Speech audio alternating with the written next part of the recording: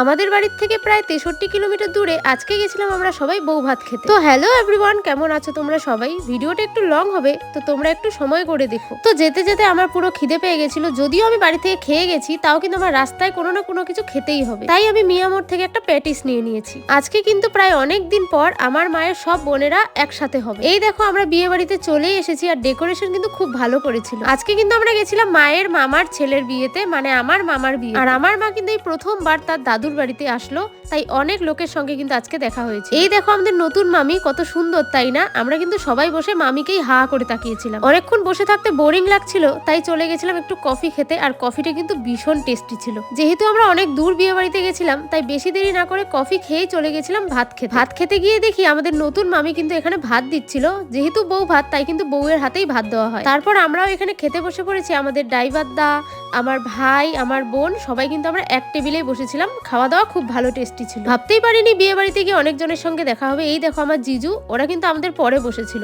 আর তারপরে খাওয়া দাওয়া করেই চলে গেছিলাম ডান্স দেখতে। সবাই কিন্তু সেই নাচানাচি করছিল, আর আমরা এখানে দাঁড়িয়ে দাঁড়িয়ে দেখছিলাম। আর দাঁড়িয়ে দাঁড়িয়ে আমরা একজনকেই দেখছিলাম, যিনি সেই দারুণ নাচ করছিল। এই যে তোমরাই দেখো।